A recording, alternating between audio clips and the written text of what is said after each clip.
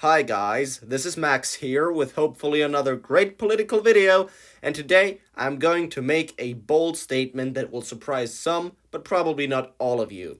And that is, as of right now, Glenn Youngkin, this guy over here, the Republican candidate for Virginia governorship, is actually favored to win. And I'm not saying that as a joke or as some sort of optimistic hope. I'm saying this as a factual statement from a neutral viewpoint. You just gotta take a little look at the polling. Now, when it first began, it looked like Terry McAuliffe would be heavily favored. I mean, you just gotta look at these polls early on. McAuliffe was up in all of them. I mean, dating back far behind, he was always up. He had a constant lead, and now all of a sudden, shortly before the election is supposed to be held on November 2nd, Youngkin skyrockets in terms of support. Well, maybe he doesn't skyrocket, but he sure goes up a lot. And at the same time, both Real Clear Politics and 538 have moved on from a measurement that saw McAuliffe ahead of Youngkin to one that sees Youngkin as winning the race as right now. And even 538, which arguably leans left, because after all, they did heavily overestimate Joe Biden. Even 538, run by Nate Silver, or as some other YouTubers might call him, Nate Plastic, puts this race as a complete tie. If polling sources used by 538 will be as accurate as they were in 2020, that would mean that Youngkin would win by at least 4 points. And even though that is extremely unlikely, not extremely, but still fairly unlikely, it might actually be possible. Because if you look at the Wikipedia page, here you actually have polls from certain institutions that show this race to be 3 or even 8% in favor of Glenn Youngkin. And of course, lots of you guys will say Fox News, who show Youngkin with a clear lead, they're a right-wing news source, they'll have right-leaning pollsters. Well, that's not necessarily true, because even though Fox News coverage is pretty conservative, their polling sources, they're really usually not that much left-leaning. I mean, that much right-leaning. They're usually left-leaning. Fox News isn't too biased in favor of Republicans when it comes to predicting elections or even calling elections. I mean, they called Arizona for Joe Biden before even CNN did. So, yeah, I mean, you can actually take them serious. And apart from Fox News, even Emerson College, which is definitely not a conservative poll, showed this race as a tie. And that means a lot.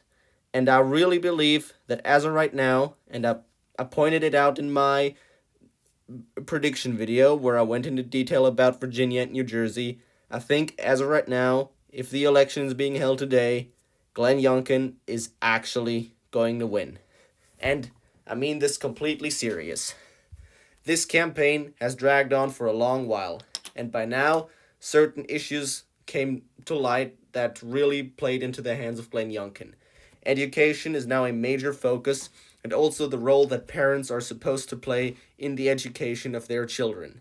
Terry McAuliffe said in the debate that he does not want parents to have a say in what their children are being taught.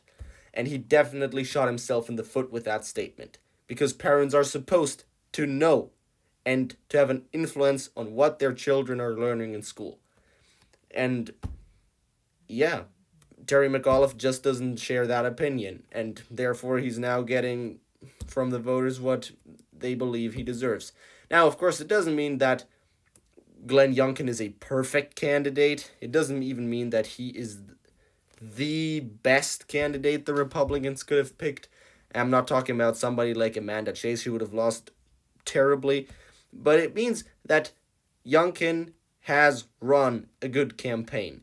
It means that he has distanced himself from Trump in a way that he does not freak off moderate suburban voters, but at the same time still gets out the Republican base in the rural areas. And there's one more or less significant point that distinguishes Youngkin from Donald Trump, and that is that he told his supporters, get out and vote as soon as you can, get it done. He did not discourage mail-in or early voting, And I think that might actually end up carrying him over the finish line. McAuliffe, even though he already won a governorship election in a year with a Democratic incumbent president, that is kind of odd about Virginia because usually, always the party that is not in the White House wins the Virginia governorship. McAuliffe broke with that tradition in 2013 when he won that governorship, even though there was a Democrat in the White House. He tried to do that again this time. Maybe he'll succeed, but maybe Youngkin will succeed. And that will be a big thing for Republicans. It will be a major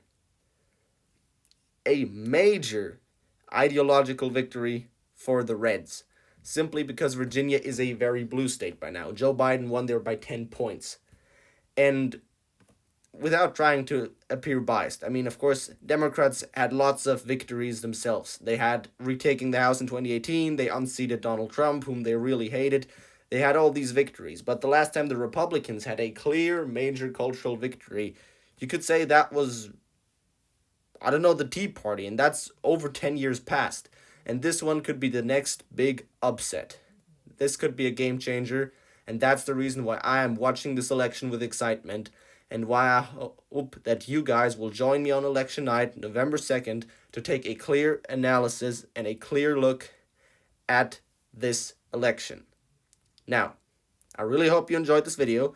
Please write in the comment section down below how you think this race is going to go down. Likes, comments, and subscriptions are greatly appreciated. And see you guys next time. Max out.